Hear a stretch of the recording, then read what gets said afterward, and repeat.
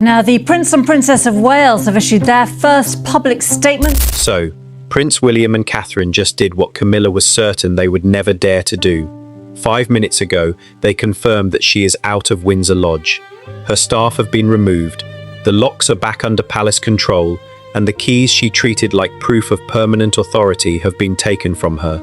But the most explosive part is not that she left. It is why William and Catherine decided she could no longer stay. For weeks, Camilla had been behaving as though Windsor Lodge belonged to her. She approved costly changes, replaced long-serving staff, restricted family access, and began presenting the residence to guests as if Charles had handed it to her forever. Nobody challenged her at first. That silence gave her room to go further. Then Catherine discovered the first thing Camilla never expected anyone to notice. Several personal objects connected to Queen Elizabeth and Princess Diana had disappeared from the rooms where they had been kept. They were not lost. They had been wrapped, labelled, and moved into storage under instructions linked to Camilla's office. William had not approved it. Catherine had not been consulted. The family was not even told until one frightened staff member quietly broke ranks. That single disclosure changed the entire battle. What looked like decoration now looked like an attempt to erase the old identity of the lodge and replace it with Camilla's own authority. Portraits were shifted, guest rooms were reassigned. Family arrangements were cancelled without explanation. Staff who questioned the orders were told that the residence now answered to the Queen. Catherine did not explode. She did something far more dangerous. She asked for the records. Storage lists began arriving. So did renovation requests, access instructions, staffing changes, and written objections from household administrators. One warning had clearly stated that certain objects could not be moved without family approval. Camilla's office received that warning. The move went ahead anyway. That was when William entered the story. He learned that one sealed box contained an item associated with Diana, an item he believed had been protected from removal without his direct knowledge. For William, this was no longer a disagreement over rooms or furniture. It was a challenge to family memory, palace procedure, and the limits of Camilla's power. He wanted one answer. Who gave the final order? The paper trail did not end with a junior aide. It led through Camilla's private office, past 2 objections, and into a chain of instructions that treated Windsor Lodge as her personal territory. Even more troubling, royal resources had been used to support changes that were never approved. That discovery placed Camilla in a position she could not explain away with status or ceremony. Hi viewers, are you happy that William and Catherine finally stood up to Camilla, yes or no? Put yes in the comments if you support them. And honestly, if you love William and Catherine but you are still watching without subscribing, then you are helping the very people who want stories like this buried. Subscribe now, hit the like button, and share this video with someone who believes Camilla should never have been allowed to treat Windsor Lodge like her personal property. Catherine still tried to stop the conflict from becoming public. She sent a private message asking Camilla to restore the removed items, reverse the access restrictions, and pause the renovations until the family could review everything. Camilla's response was cold. Windsor Lodge, she insisted, now fell under her authority. Catherine should focus on her own household. That reply did more damage than Camilla realized. Catherine had approached her privately to avoid humiliating Charles and dividing the family. Instead of stepping back, Camilla dismissed her and doubled down. Within days, more staff were reassigned, another family visit was cancelled, and a new set of instructions described the lodge as Camilla's permanent residence. But permanence requires proof. When William demanded the original occupancy documents, palace officials expected to find a signed grant, a lease amendment, or a written order from Charles. They found none. What they uncovered instead was a conditional arrangement, one that depended on continuing family approval and proper use of the residence. Buried inside the wording was a clause Camilla's office had overlooked. If the property, staff, or royal resources were misused, the arrangement could be withdrawn. By the end of that evening, William and Catherine were no longer asking whether Camilla had gone too far. They were preparing to prove it. Catherine placed every warning, invoice, storage list, and cancelled access notice into one file. William ordered a full review, and somewhere inside Windsor Lodge, while Camilla continued acting as though nobody could remove her, officials had already begun examining the clause that could take the residence out of her hands. Catherine's first instinct was not retaliation, it was containment. She knew how quickly a private disagreement could become a public spectacle, and she also knew that Charles would be placed in the middle the moment Camilla felt challenged, so she chose the quiet route. A message was sent requesting a private conversation, away from staff, away from cameras, and away from the people already whispering through the corridors of Windsor. The meeting was brief. Catherine raised the missing belongings first. She explained that several objects tied to Queen Elizabeth and Princess Diana had been moved without consultation, and that the staff changes were beginning to affect family access. She did not accuse, she did not threaten. She simply asked for the removals to be paused until William and the household administration could review what had happened. Camilla did not retreat. According to those familiar with the exchange, she responded with the confidence of someone who believed the matter had already been settled. Windsor Lodge, she said, now fell under her authority. The staffing decisions were hers. The renovations were hers. Catherine, in Camilla's view, should focus on her own household and stop interfering in arrangements that no longer concerned her. That sentence changed the temperature of the room. Catherine had approached the conversation to prevent humiliation. Camilla treated the restraint as weakness. There was no apology for the removed possessions, no concern about the family members affected, and no suggestion that the changes would be reconsidered. Instead, Catherine was left with a warning disguised as a dismissal. Step back, or the situation would become more uncomfortable. But Catherine did not step back. Over the next several days, the restrictions tightened. A family visit that had been approved weeks earlier was cancelled without explanation. 2 long-serving employees were told that their roles were under review. A guest suite used during earlier family gatherings was reassigned for Camilla's private visitors. New aides began checking names at the entrance, even when those names belonged to people who had entered the lodge freely for years. The message was unmistakable. Camilla was building control before anyone could question whether she had the right to build it. One employee described the atmosphere as careful and tense. Staff members stopped speaking openly in shared rooms. Instructions arrived verbally, then were repeated through private messages that vanished from the usual administrative channels. Some workers obeyed because they feared losing their positions. Others quietly began saving copies. Catherine did the same. Every cancelled arrangement was recorded. Every staffing change was dated. Every request for access was placed beside the response it received. She gathered storage lists, renovation notes, security instructions, and the names of those ordered to carry out each change. What had begun as a family disagreement was becoming a file. Then a former member of the lodge staff came forward with the detail that pulled William directly into the dispute. The renovations were not being funded solely through Camilla's private office. Invoices showed that royal household resources had been used for alterations that had never received full approval. Payments had been attached to maintenance codes broad enough to avoid immediate attention. New furnishings were listed as necessary replacements. Decorative work appeared under structural upkeep. Staff assigned to official duties were being redirected to support Camilla's private arrangements. That was no longer a question of taste. It was a question of authority. When William was shown the records, he did not react with the kind of anger Camilla may have expected. He became quiet. He read every page. He asked who had approved the payments, who had reassigned the staff, and who had authorized the storage of items linked to Diana. Each answer led back to the same place, Camilla's office. William then requested the original papers governing Windsor Lodge. Not a summary, not an aide's explanation, the actual documents. He wanted the ownership record, the occupancy terms, the funding conditions, and every amendment attached to them. Palace administrators began searching. At first, the assumption inside Camilla's circle was that the review would confirm what she had already been telling people, that Charles had given her broad control, that her position was secure, that William might object, but could not reverse anything without openly challenging the king. Then an archivist found a line buried inside the residence file. The wording did not describe permanent ownership. It did not grant Camilla an unrestricted lease.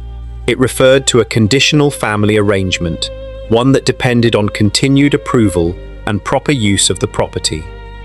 And beneath that line was another reference, a separate clause.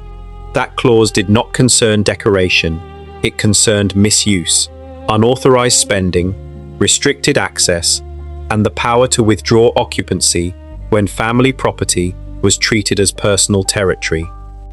One Camilla's office appeared never to have read. William did not confront Camilla the moment the clause was found. He waited until the residence file had been checked against funding records, staffing orders, and instructions that moved family possessions into storage. He wanted no gaps, no easy denial, no room to dismiss the matter as a misunderstanding. By the time the meeting was arranged, he had seen enough. Camilla entered believing the discussion would be about procedure. William made it clear that it was about conduct. He placed the documents in front of her one by one. The cancelled visits, the reassigned employees, the renovation charges, the access restrictions, the storage order linked to Diana's belongings. Then he asked the question she had avoided. What gave her the right? Camilla did not answer with a document. She answered with status.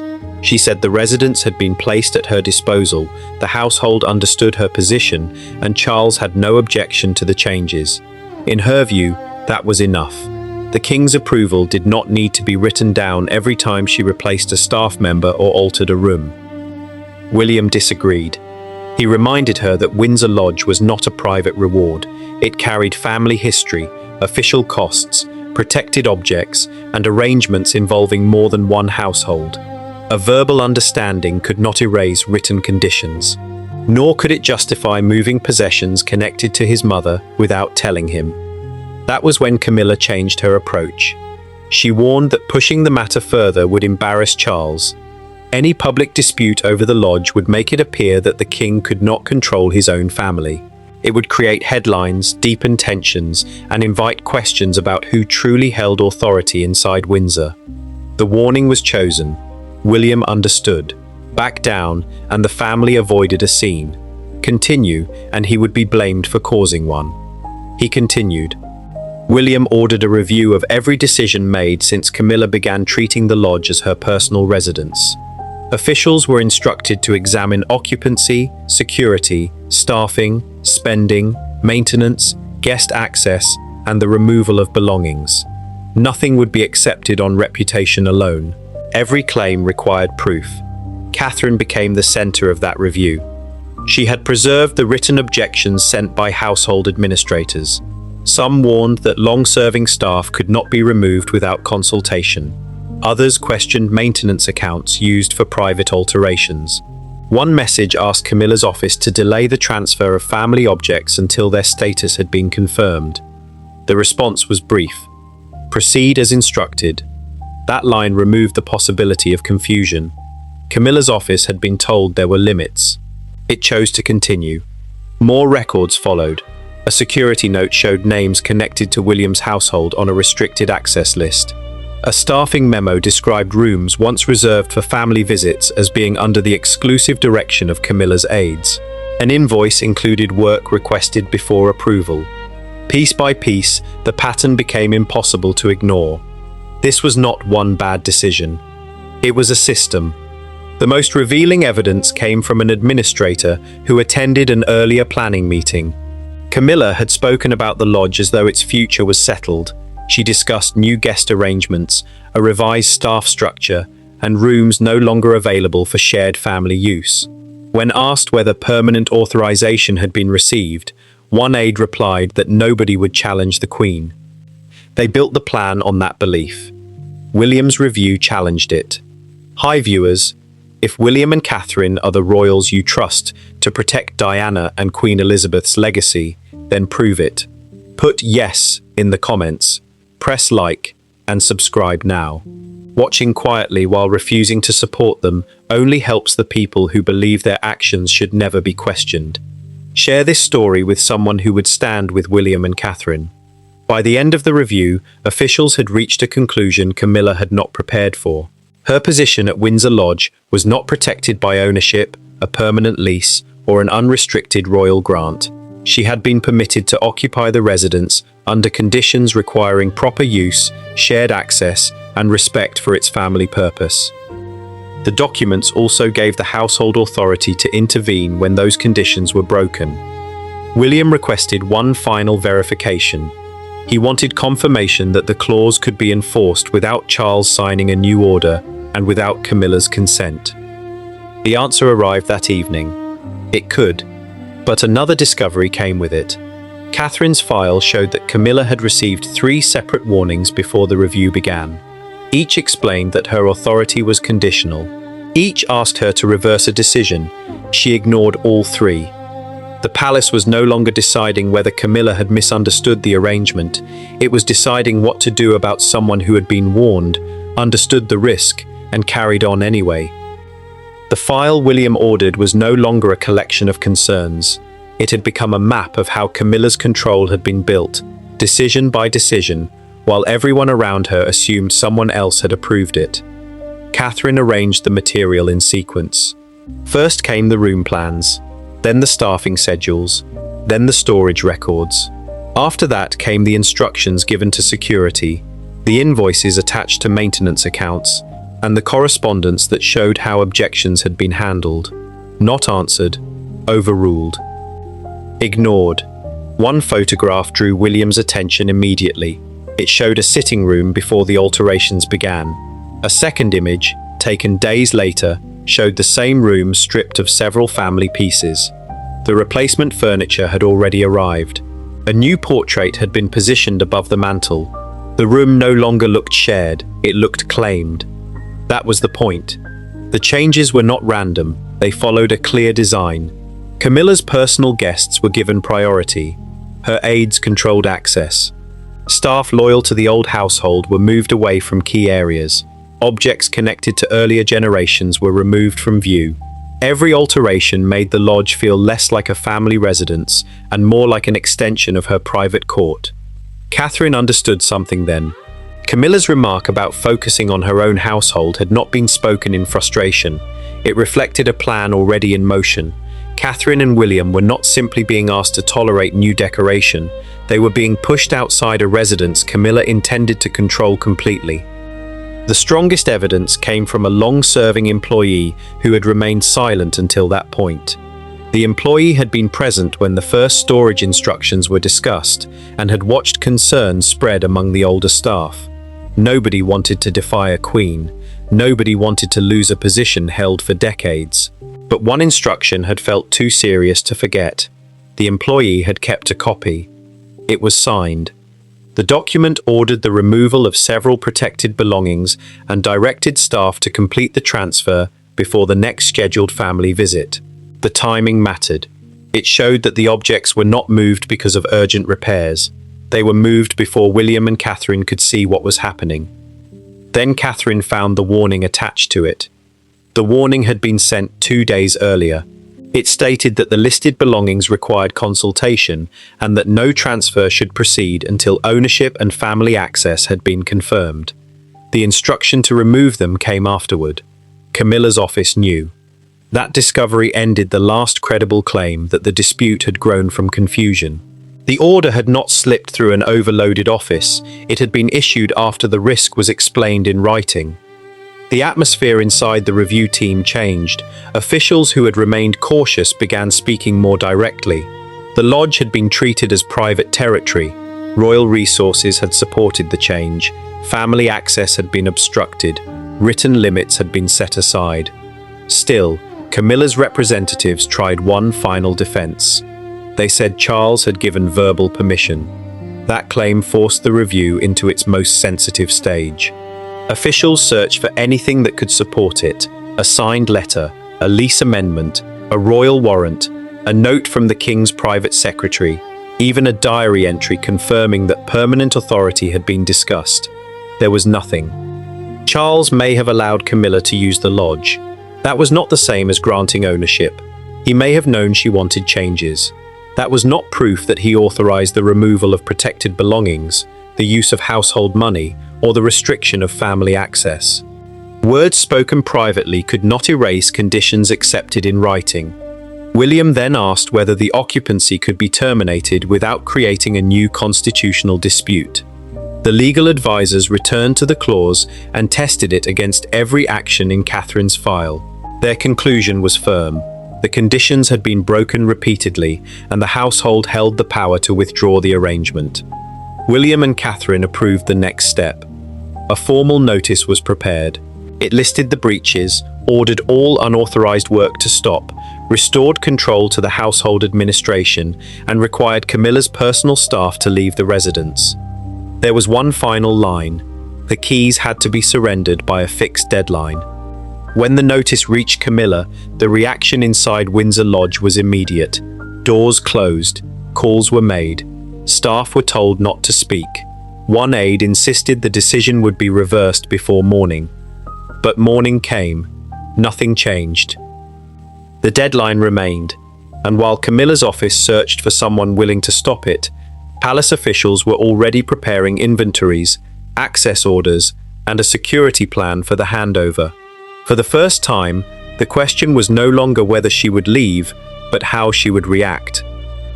The deadline arrived under a Windsor morning, and the vehicle through the gates did not belong to Camilla. It carried 2 household officials, a security supervisor, and the inventory team overseeing the handover. No photographers waited outside. No announcement had been prepared. The palace wanted the transfer completed quietly before rumor hardened into something it could not control. Inside the lodge, Camilla's aides were moving. Personal files disappeared from desks. Garment cases were carried down the main staircase.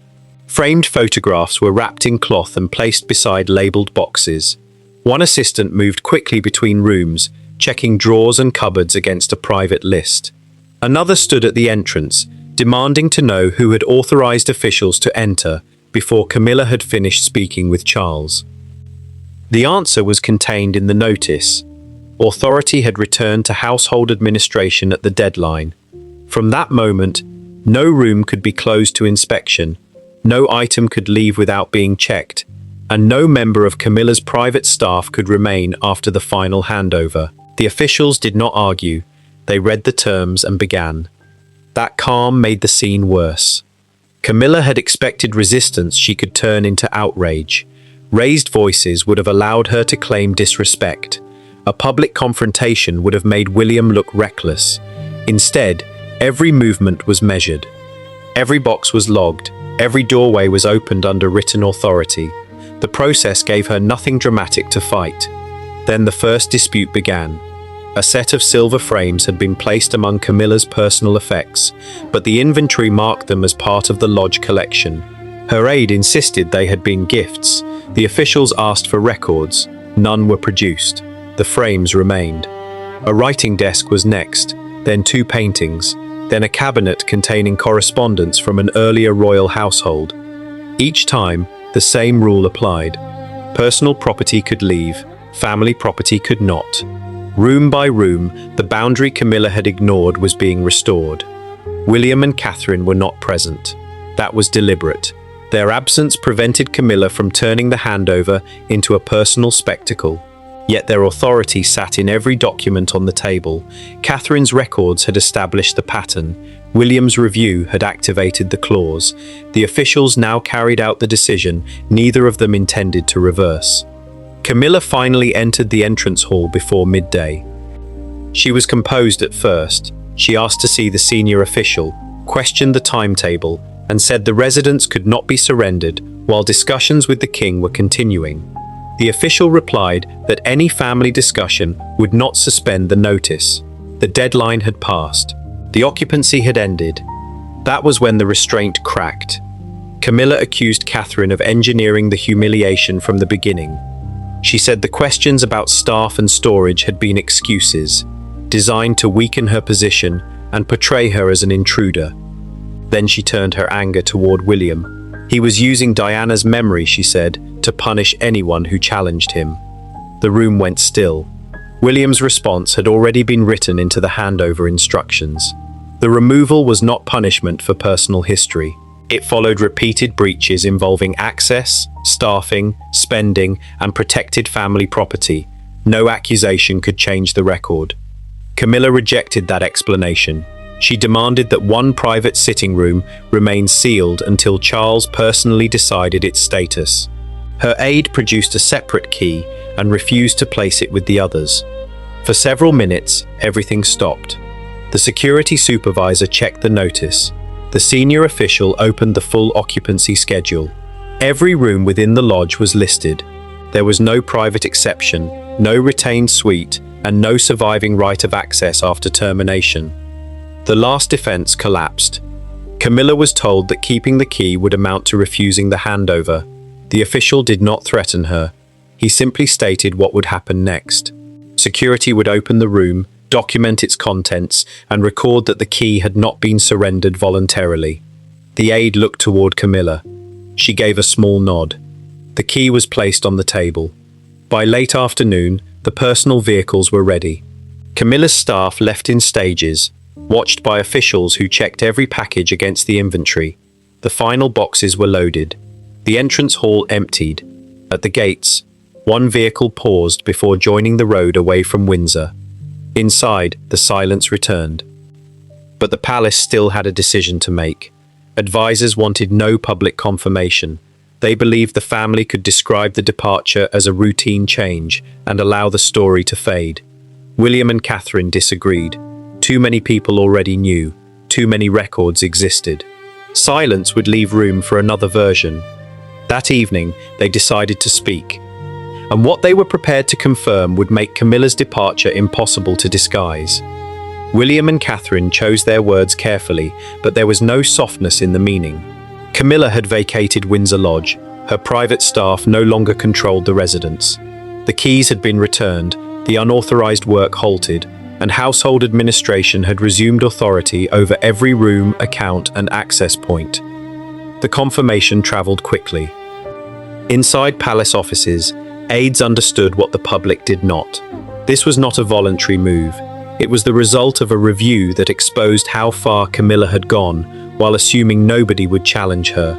She had treated the residence as permanent. The documents said otherwise. William did not celebrate. He ordered the restoration to begin.